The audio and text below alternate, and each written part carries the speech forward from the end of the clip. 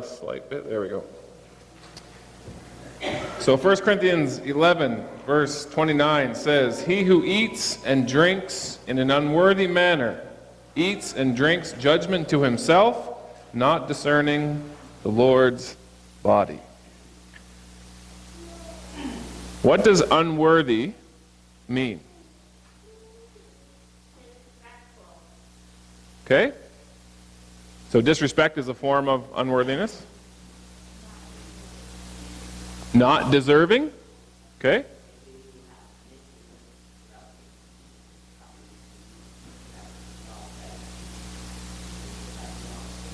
Okay, so Karen says maybe if you have something against somebody and you don't resolve it and you come anyway, that's a form of unworthiness.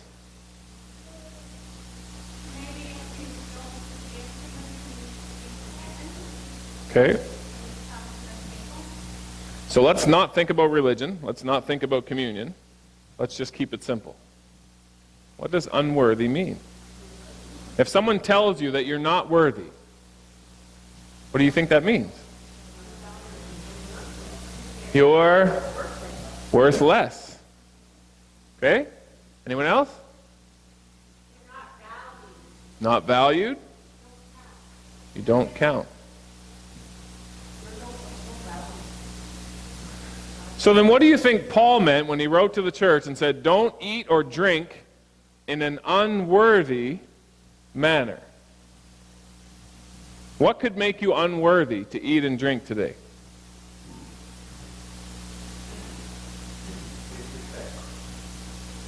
You know, typically across the Seventh-day Adventist Church, wherever you go, communion, Sabbath, attendance drops.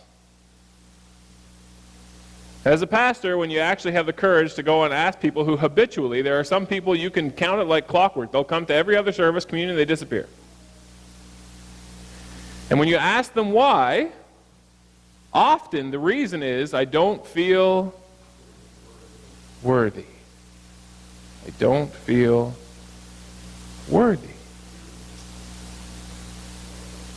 Now, if we just read the part that Jenna read, it would be easy to think that maybe I shouldn't come because maybe I'm not worthy. But it's interesting, the verse says this: "He who eats and drinks in an unworthy manner eats and drinks judgment to himself or herself, not discerning the Lord's body." What does discerning mean? Not understanding, not realizing. Those are good words.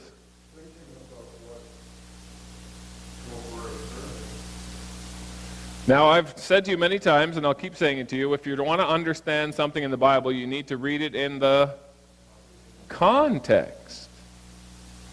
So let's back up. If you have your Bibles, good. If you don't, please open them.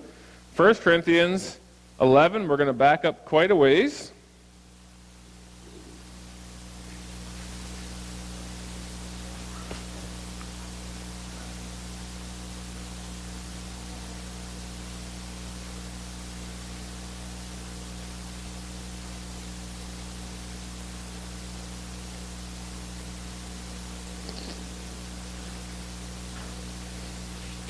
Here's some pages turning. 1 Corinthians chapter 11.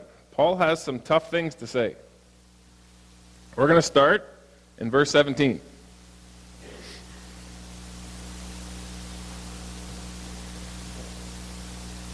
"Now in giving these instructions I do not praise you, since you come together not for the better, but for the worse." In other words, you'd be better off if you hadn't got together at all. First of all, when you come together as a church, I hear that there are divisions among you. And in part I believe it. For there must also be factions among you, that those who are approved may be recognized among you. In other words, some people are heading towards Jesus and some people are not, which automatically causes division. Verse 20, "Therefore, when you come together in one place, it is not to eat the Lord's Supper. For in eating each one takes his own supper ahead of others, and one is hungry, and another is full. What? Do you not have houses to eat and drink in? Or do you despise the church of God and shame those who have nothing? What shall I say to you? Shall I praise you in this? I do not praise you. What's the problem?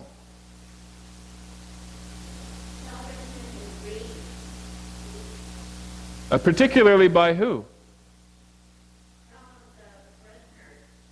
Which ones?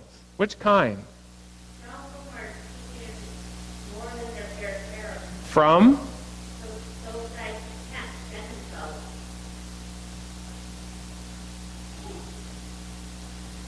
For in eating, one takes his own ahead of others, and one is hungry, and another is full.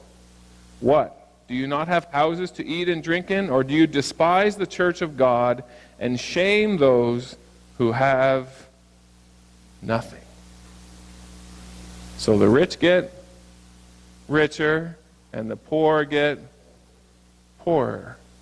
Paul says, you don't get together for the Lord's Supper. That's not what you're together for. Because if you were together for the Lord's Supper, you wouldn't be serving yourself. You'd be serving someone else. You're not unworthy because you're not good enough. You're unworthy because you're taking instead of giving. And not only are you taking instead of giving, you're taking away from those who need it the most. When you yourselves have houses full of food and you're taking food away from those who actually are hungry.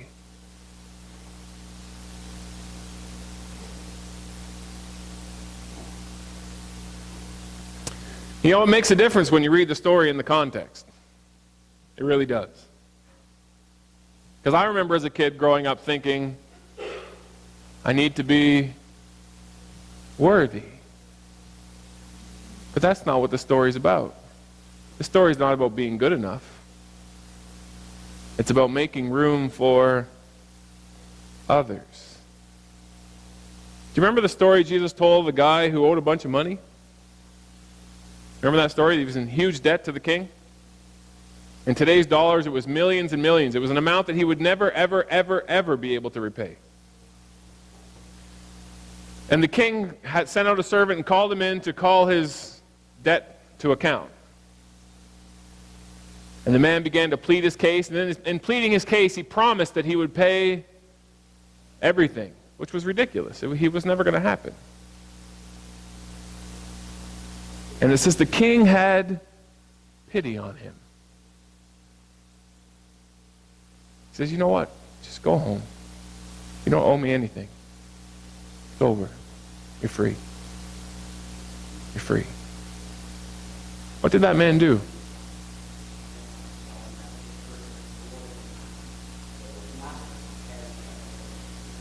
Yeah, on his way home, he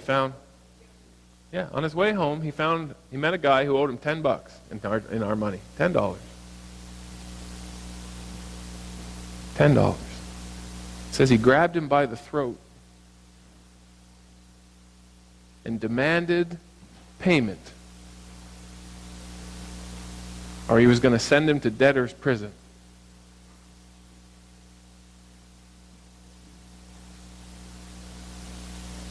Do you know what this table represents? What the bread and the wine that are hiding under this beautiful cloth represent?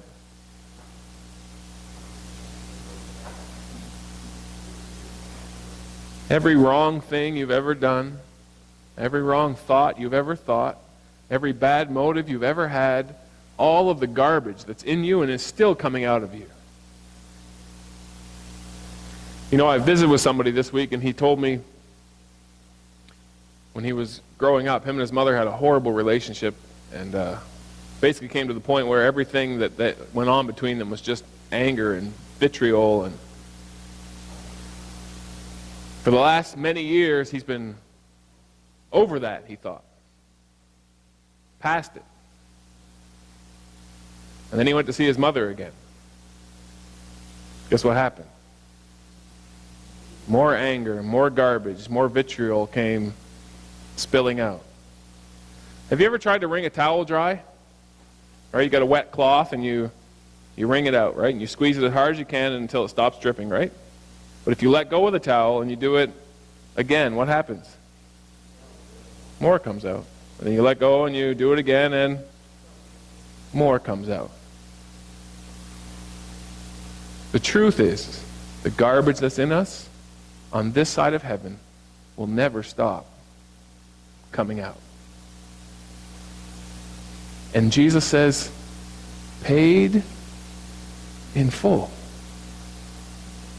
You will know the truth, and the truth will set you free, and you will be free indeed.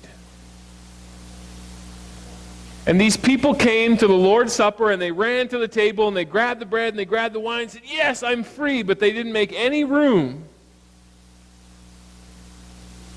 for anyone else to come.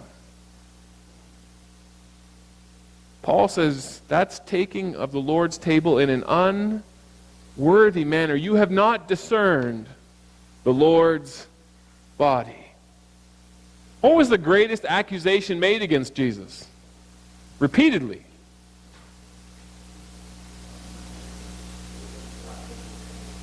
He ate with prostitutes, tax collectors, and sinners.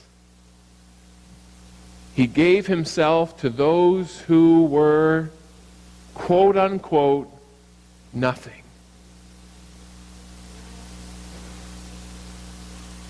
And if we're going to embrace what Jesus is offering us,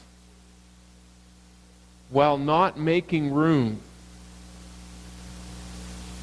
for others to have the same and more, then we missed the story. We missed it. You know, I told you this year we're going to spend the whole year looking at the three angels' messages, which begin with, I saw another angel, which means the message has already been proclaimed by other angels before, flying in the midst of heaven, having the everlasting